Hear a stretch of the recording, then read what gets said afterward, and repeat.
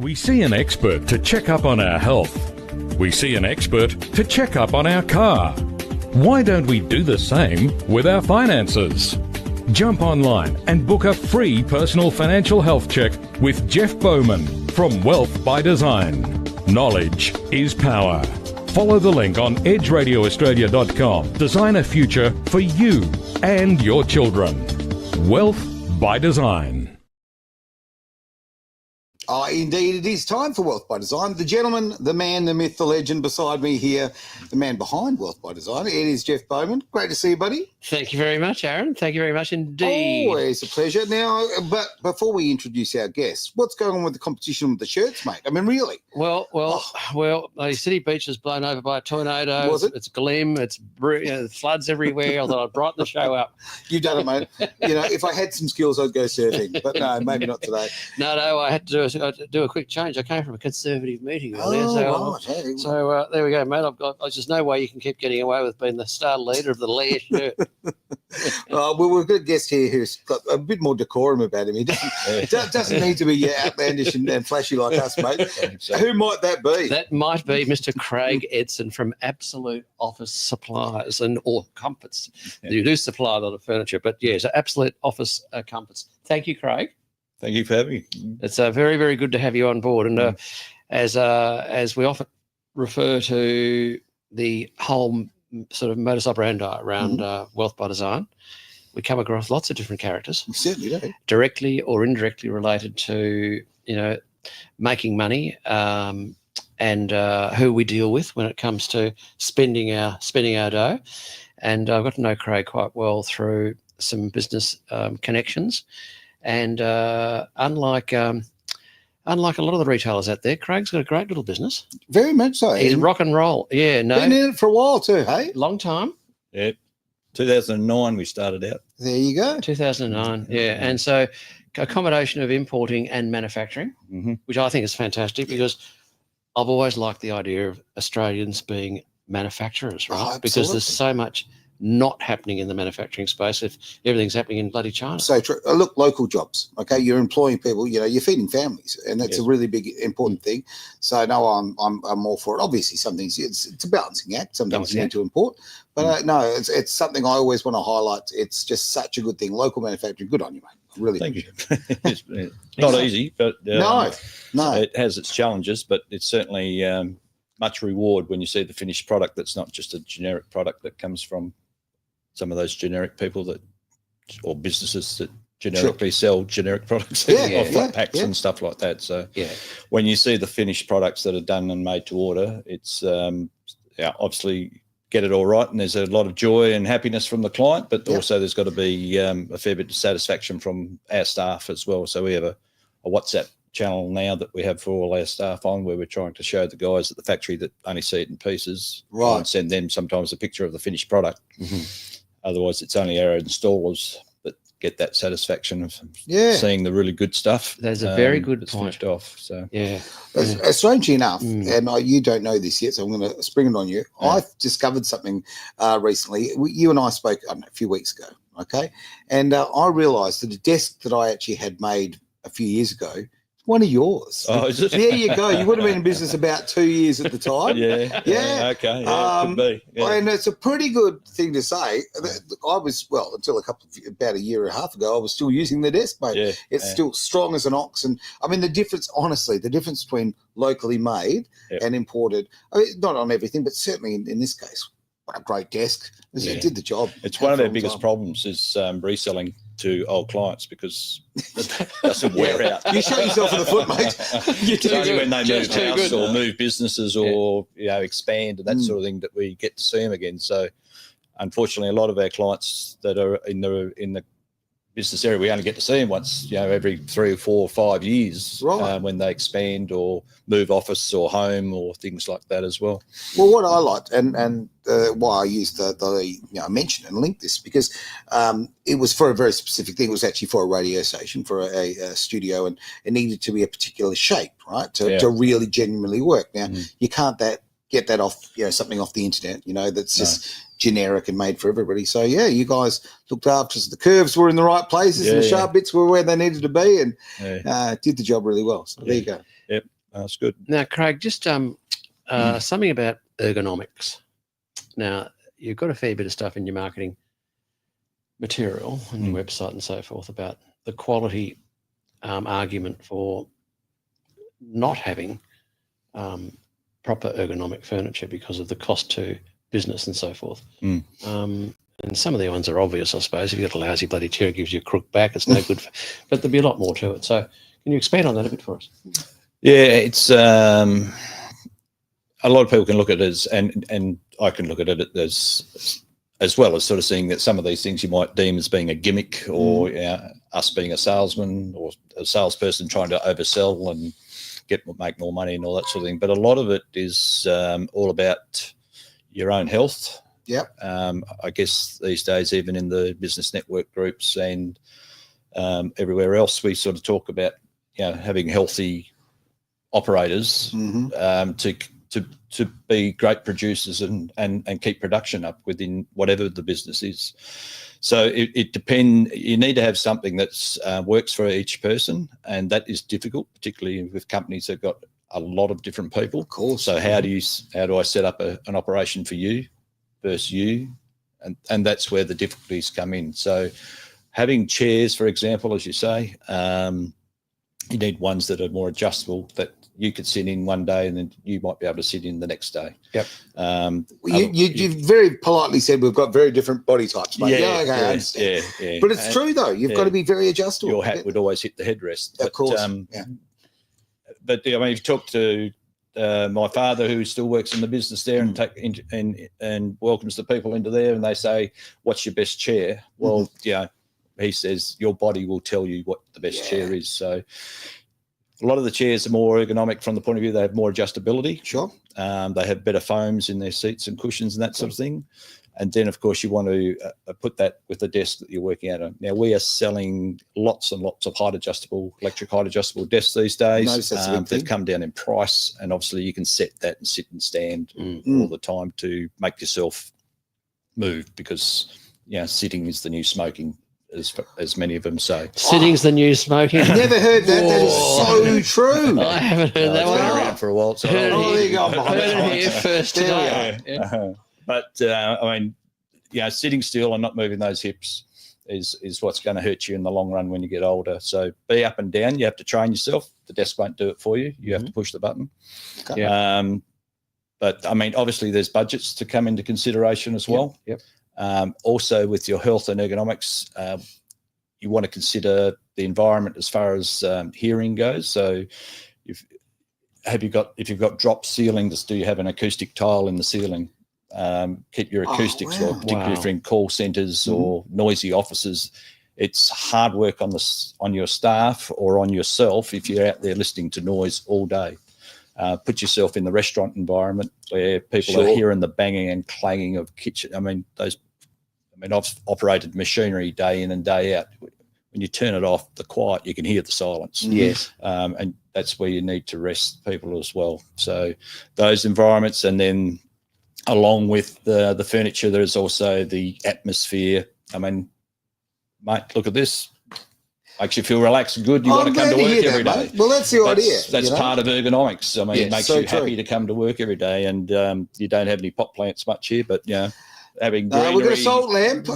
There's a reason we don't have any pot plants, because I'd be in charge of keeping them alive. Okay. And that's it's just not going to happen. Yeah. The question's actually popped in, and I just want to throw this one forward to you, Craig.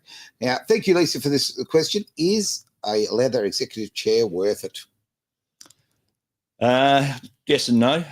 Okay. Trouble with leather executive chairs, depending on what you're doing. If you're sitting in them all day, they've got to really suit your body. A lot of the executive type chairs are what I call lock and rock. They go up and down, and you can unlock them and rock, but they have no other adjustments. Okay. If they're a synchro mesh where the backs and that work together with the seat, they're fine. Leather chair is better than a PU or vinyl type chair, obviously, and you'll pay for it. but it still comes down to what the foam is. So you can buy a leather chair with poor foam in it, and you'll be sitting on the seat base or the gas lift before you know it in 6 months. There you go. Oh, there you go. So you can buy a $400 or $500 leather chair, which is quite cheap for a leather chair, and you'll probably find that it's saving money somewhere in that where you've got to hit the price point somewhere. Is it cheaper foam? Is it cheaper frame? If you're not paying, $600, $700, $800 for a leather chair, then that's the bottom of the range, I would suspect. Yeah. There's a lot of other. There's what do they call it? Vegetable leather, I think it is now. Oh, vegan. vegan leathers. Vegan leather. Vegan leather. Hang on. Vegan leather. Is it? I don't know. That probably refers to the cows eat grass. I'm not sure, but it's a synthetic leather. It's synthetic. It's nothing real about it. It's not a hide. And used to have the old leather where they just got the leather shavings and they used to bond it together. What they call that, leatherette, I think it was in the old days. Yeah, really? They've upgraded the name to vegan leathers, but bit like chicken nuggets. Yeah, exactly. Well, a question's come through clearly from one of the staff here, or part of the family anyway, of Edge Radio Australia. Someone's being sneaky. Can you help Edge Studio with a new couch? Yes, we know the couches are getting a bit tired, but they're part of. And one of our suppliers help us is that they supply Australia-wide, and they manufacture lounge and sofas, soft furnishings for office and home in Bayswater here. So we'll have to have a word. So, there we go. There's more local manufacturers that do this sort of thing, and their pricing is really good for what you get too. It is amazing that we can have local manufacturing.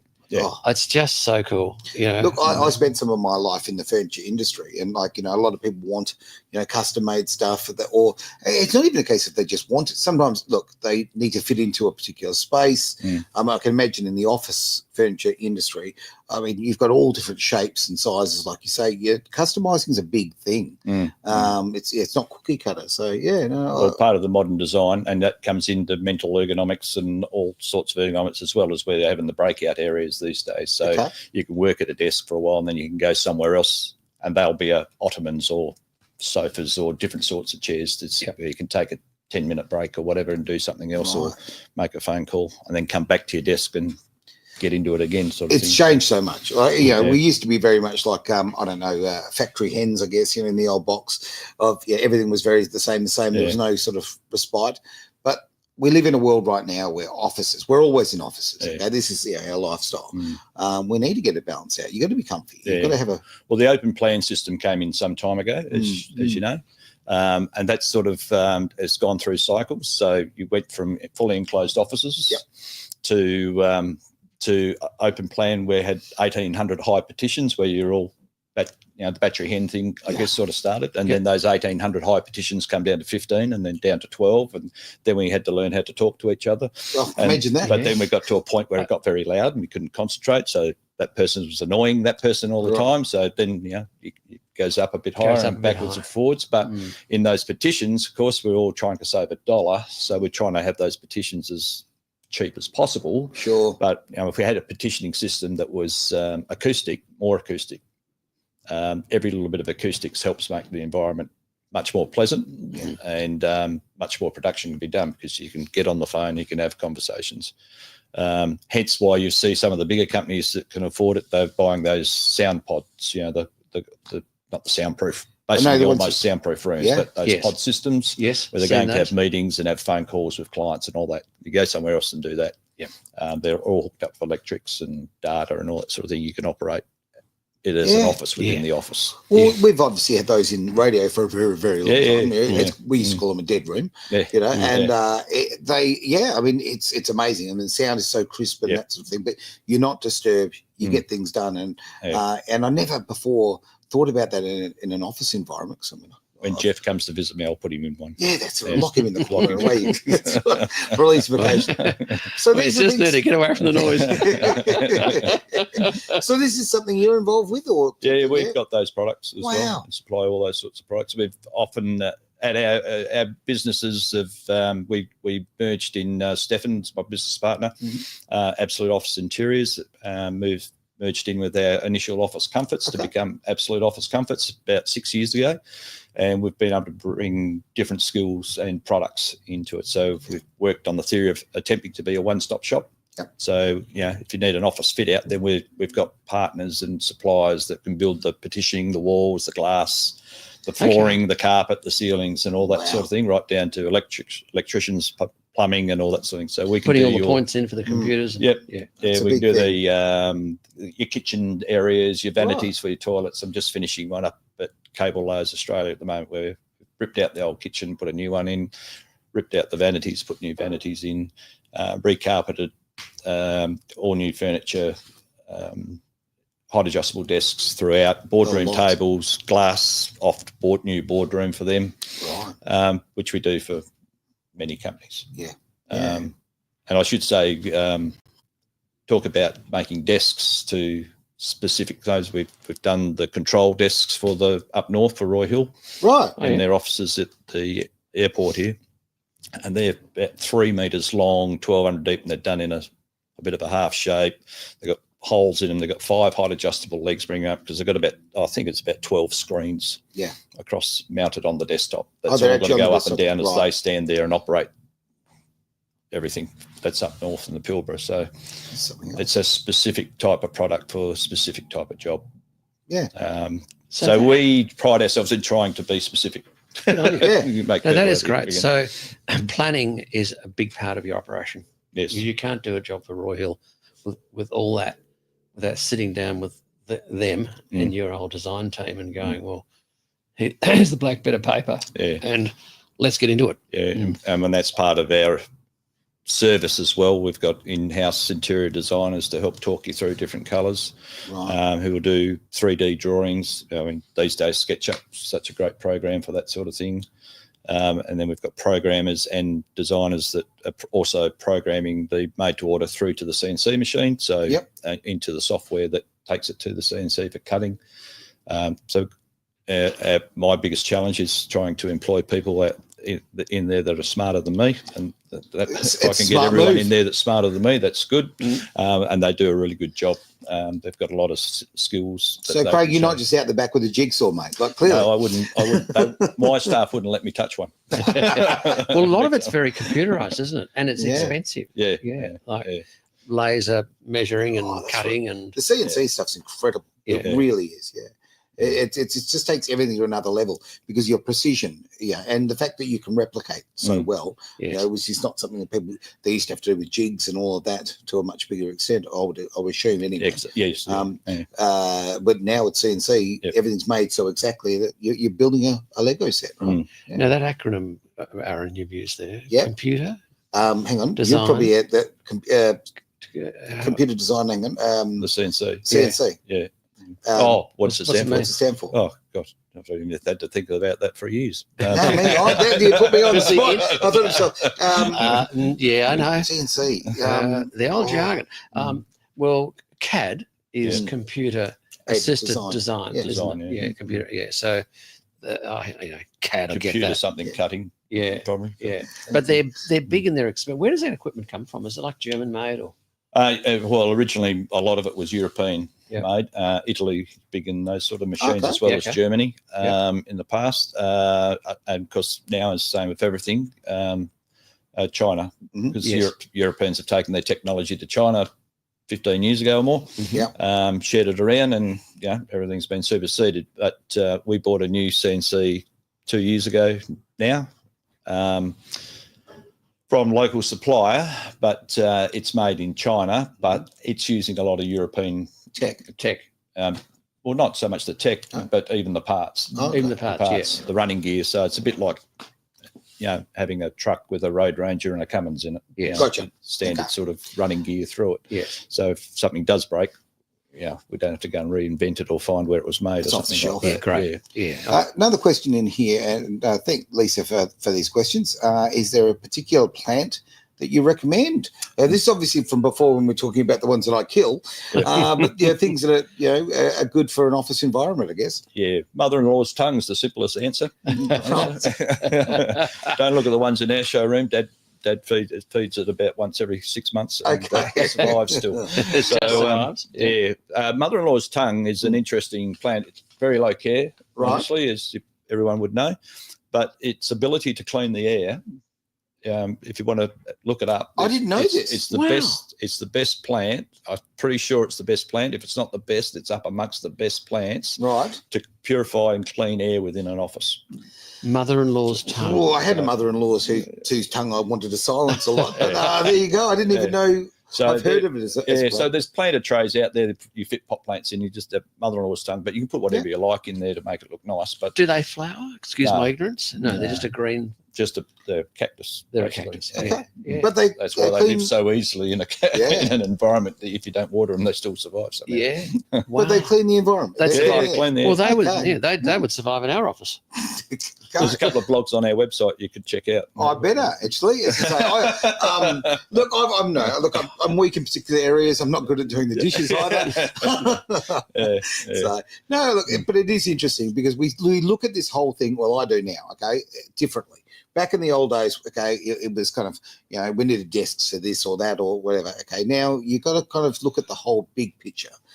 People are spending so much time at their workplace. You want to make it as interesting and as inviting place as you can. Now, you mentioned before Edge. I mean, Edge is obviously, we've got a lot of colour and a lot of life in here. That, where that came from for me, that came from working in radio stations in the past. They were all so grey. Yeah. Right? They were grey, and it was not inspiring. So I thought, hey, you know what?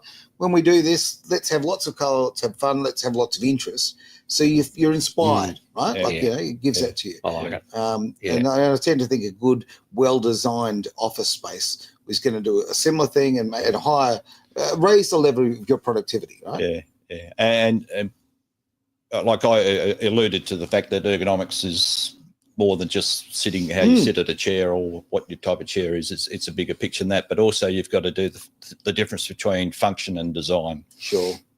So you can get a designer or anyone can design and go to town on design. It's going to cost you a fortune and it might not actually work. So you've got to design an office that works for you and for the individual people.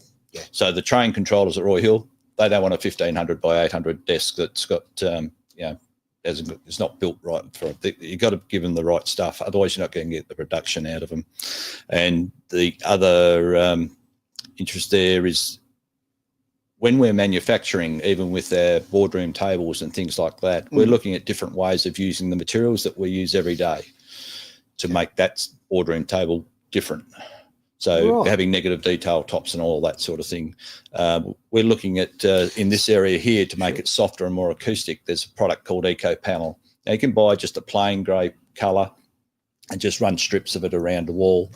And it's cheap, but it gives effect. And with acoustics, every little bit helps. Of course. But this is another colour design, so it's going to break up the colour scheme from, just come back to your design thoughts, it breaks up your colour from between what you've got on your floor to what you've got on your cabinetry to what you've got on the wall above and all that sort of thing. So those combinations are quite important. And then if you've got this blandish or plainish or neutral office, you can then get the fabric changed on your chairs, for example, or get green chairs or blue chairs or something to give that little bit of life, or on the screen systems that we talked about, change the colour in that sort of thing. Also to give the this branding, little lift here. Your branding of your business. Exactly. Why not have the colours of the branding of your business? Yeah. Or some of our screen systems, the more expensive line, they're individual panels on the sides. Okay. So you can have a standard grey colour across the top, and then you might have a red GT stripe through the middle sort of thing, if that's your company colour. But that just breaks up. The thing about breaking it up and doing that comes back to mental ergonomics, because it starts to look a bit cool, and people, if they're enjoying themselves at work, you're making it a great place to come with. You've got the cheap coffee machine out the back with the pods, as we do, but it's a nice coffee, and you're coming in, you're working in a reasonably brightish environment that's got a bit of colour about it. Remember back in the day when Apple, they changed workplaces. Yes, and Google. Yeah, absolutely. Yeah, that's right. The big, the colourful monitors and all that sort of thing. Just bean bags. I think there's some space in between. To go for, but that comes back to the dollar, of course. Everyone's budget, everyone's value on a dollar is completely different. So your value on what you can spend is different to what you can, and from our point of view, we've got to get on the same page as that, so that we can give you what you want at good value. And that's what we try to do, is to use a lot of good quality products that aren't highly expensive, that will give you the best result you can get. You just use the term value. It's not about price; it's value. Yeah, Right? It's such an important difference. Yeah. Yeah. Very, very true. Yeah. Is the government at all helpful when it comes to the small business incentives, like the 20 grand write-off and all that sort of stuff? Can they spend that money on office fit-outs? They surely can. Yes, yeah. It fits in with furniture. It's an asset. It's product. I mean, we used that last one for our new CNC machine. Okay. That before the end of the COVID. So it's an instant ones, write-off. It's not a depreciation over 5 years or whatever. Yeah. So I think they're slowly actually dumbing that down, unfortunately. But I've heard, but I'm not quite sure that whether it's still 20,000 for another year or whether someone said the other day they might be lowering it down, which would be disappointing. There'll be an accountant listening to this. Yeah, He'll be letting me know shortly. I was talking to him before. But it's disappointing from the fact that those sorts of, in my mind, those sorts of incentives, they go straight to the grassroots of the people doing it. And when you talk about government grants and incentives and that for manufacturing to grow and expand, you've got so many. You need to. We looked at it a bit. You have to basically actually hire someone to work out the paperwork and get you through. It's more set up for the top end of town. Yeah. To pay for small to medium businesses. I suspect you go to a government person and they'll say, "Look, there's $5 billion here for manufacturing grants, and we've only handed out 1 million. Nobody's applied for it." Well, it's because it's too bloody hard. The process is incredibly it's not going to the grassroots, giving the opportunity. Yeah. There's I was sitting next to a bloke the other day. His business specialises in getting all these grants organised for people. And basically the deal is 50-50. You put in 10 grand and they'll put in 10 grand, or you put in 100, they'll put in 100. So it's 1 for 1. And he charges 10%. Yeah. And he's got a whole team of people. Right. So so you can find people to work through that quagmire of paperwork. Yeah. And then you've just got to fit into their categories. Yeah. I'm so glad you brought that up, because I wasn't aware of that. So great reason to just contact you, mate. Go to the website. You know where to contact people, mate. Yeah, that's right. Not what you know. It's who you know, right? And come on. Within 2 phone calls, you've got all the information you need. Well, and also on that front, like if someone said to me about grant writing, making requests. And I used to run a different radio station in the past who, were very heavy on grants, and they had a specific person that's what they did, right? I thought that was only because it was part of a larger organisation. I didn't realise you could actually subcontract that, which is a great idea. Oh yeah, that's a great idea. Well, they don't have time otherwise. No, and they've got. They're highly organised. They know exactly where you slot in based on your business model. Yep. And they're quite open about it. Yeah, we charge 10%. We raise 100 grand, pay us 10. Simple as that. No stress. Done. They get the 10%. They get the 10% on. Cheap. Yeah. And they're not charging 10% on your cash, just on the grant money.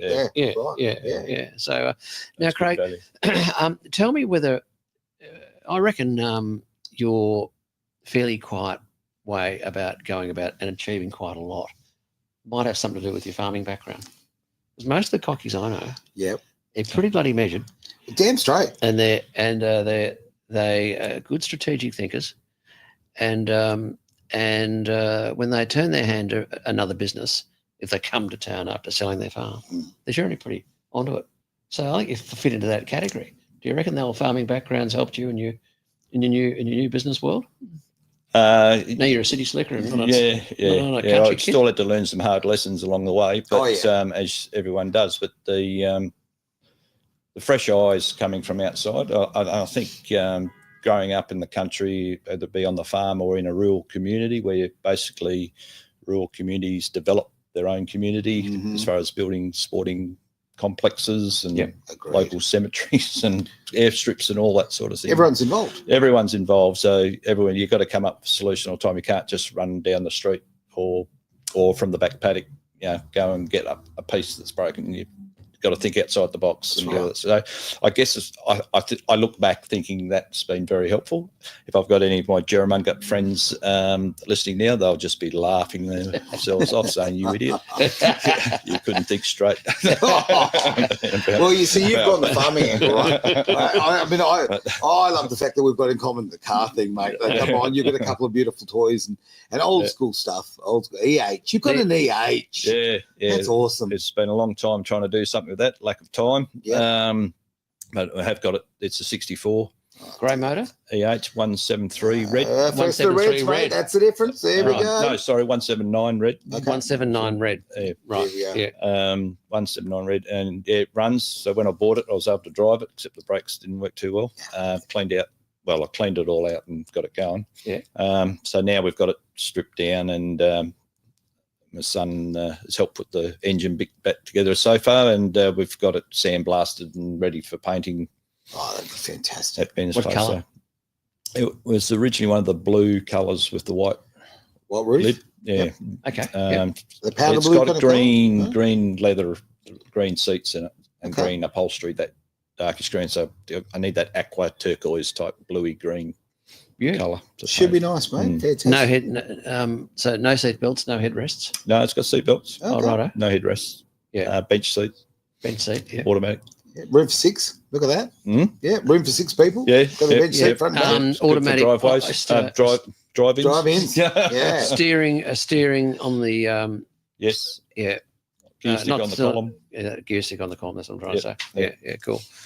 Yeah. Oh no, fabulous. They're lovely old things. It's just, look, again, it kind of ties it together for me, right? Okay, again, about Australian made. That's a classic. Okay. And you know what? It lasts and lasts and lasts. Whether if you compared to some sort of imported rubbish, and I'm not saying all stuff's imported. That's rubbish, because there's a lot of great quality out there. Yeah. But just good old Australian values of building something right. Yep. Yeah. And based on good old values, we'll touch a bit on Craig's going outside the square and doing a lot of community work, because he's got a big following because of helping others and giving back. And I think you've done. You invited me, or someone did, to.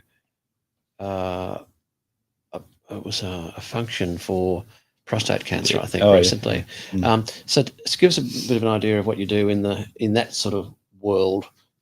Community support, raising money. Cancer's one of them. I don't do a lot, to be fair. I've always been part of the community as far as coming from where I come from, supporting clubs and that sort of thing.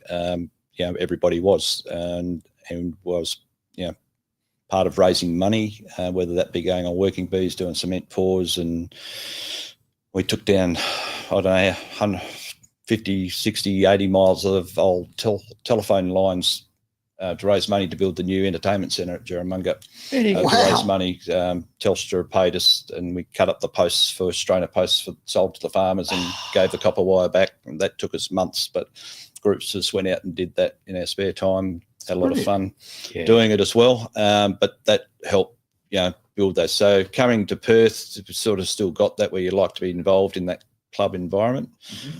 From the other side of it, I'm more than happy to help some of these charitable things, like Michelle and the Prostate Foundation that she started up. So we've all been touched by cancer, and we're going to get touched again, no doubt.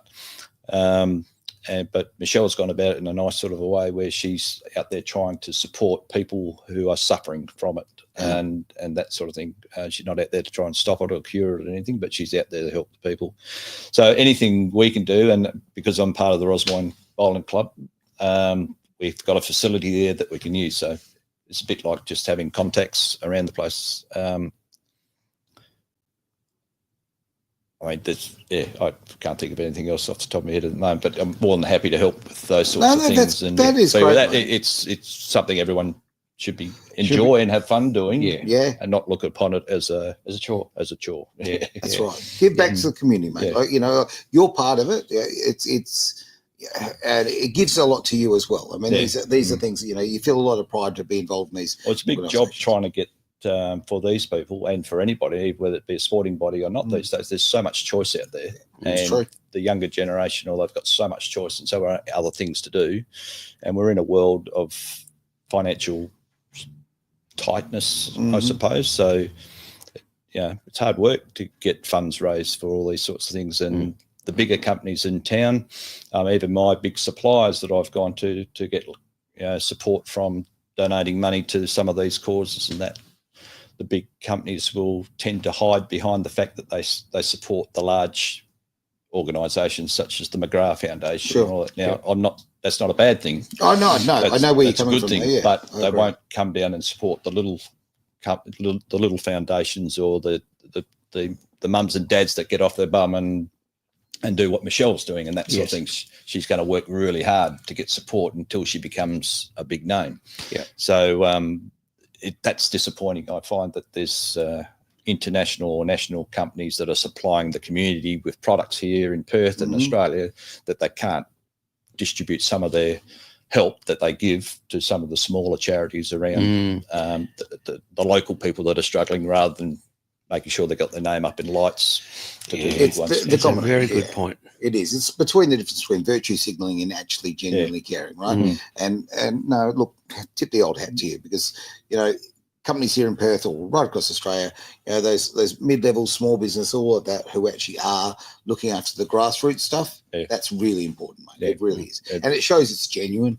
Well, it's not advertising, which is no, that's right. Is what they're doing when they're plastering their name around the big ones. Is advertising. You've said that. You show a lot of respect and restraint with the way you've said that, but it's really, really true. No, good on you, mate. That's a fantastic effort. Brilliant. I've got a question. Shoot. Apart from through your website, through oldwealthbydesign.com, okay, how else can we get hold of Craig? Craig will be the best one to advertise, where everyone can find out about Craig's business and his fantastic products. Where is that, they mate? find you, Craig? Okay, so website is purely and simply absoluteofficecomforts.com.au. You'll get a lot of contacts in that there. We're on 26 Hutton Street in the middle of Osborne Park. Yeah. So we're not far from anywhere. Our sales teams and staff and experts are more than happy to travel and see them. In fact, that's how we get on the same page as our clients so easily. So if you contact us, you need some help with anything, we'll get as much detail and research done on what we're doing as possible, and then we go out on site to meet the client and walk through what they need and try and find any issues, problems, and make any suggestions that might be helpful to make the whole process simpler. You're not just getting a product, mate. You're getting the expertise. Right? Yeah, that's the difference. Yeah. So they're a pretty good team, and the good thing we do about in our open plan showroom is that we walk around and do thought bubbles. Okay. So everybody's there, can share ideas. I've got this situation, I'm doing this, and I'm not quite sure how it's going to work. And then half the time they don't finish their sentence and they, that's what I should be doing, and go away. But there's all of us there to bounce ideas off each other to try and get a really good result for what we're doing. And that's what we love to hear, is those people to come back 5 years' time and say, my desk is still not broken, but we want to do this, or upgrade our kitchen, for argument's sake, or anything else that we can do for them. Bloody fantastic. Thought bubbles are very good in the office. Thought bubbles, they are very good. Do you hear about the Tabasco? Talk out loud. No? The Tabasco had this global problem of reduced sales. Okay. Right. Really? Yeah, and they put it out to all their staff. And I said, look, we've got to bring all the information in. We've got to pull it all apart. We've got to really assess how we're going to improve our global sales of Tabasco sauce. Okay. Right. And anyway, months and months and months of work, and enormous amounts of research. And they finally decided on a suggestion from one of their little factory workers. And he said, look, all you got to do, because every time you shake that bloody Tabasco, right, it's hard to get out. He said, you just got to increase the size of the hole by 100%. Yep. Guess what? Yeah, sales went through the roof. So did a lot of tons, right? There's no dumb questions. That's a true. That's right. That is a true story. Oh, look, I'm so not surprised by that How one. good's that? There you go. Everyone should talk all the time. You never know where an idea is going to come from. It might be part of that and part of yours, and then suddenly you come with something good. Oh, that's right. Well, I mean, look, there's a guy out there in the world who decided to put soy sauce in a little tiny fish container, right? No one knows who he is. We do know he's a billionaire, okay? There's a lot of business ideas out there. It's a strange world we live in. Look, thanks so much for being part of the show today. Again, look, jump on to wealthbydesign.com.au and look at that. What fantastic people we have in the background, because someone, and I'm going to say, I think it was Lisa, has stuck on to contact Craig there, and his details with his website right there on the screen. So thank you very much for that. Really appreciate it. Good on you, Craig. Look, thanks so much for coming in, man. I know you're a busy man. No worries. It's always good to get the talent in. It's a tough man to grab. Hey, thanks very much. As I say, you've been watching Wealth by Design here on Edge Radio Australia.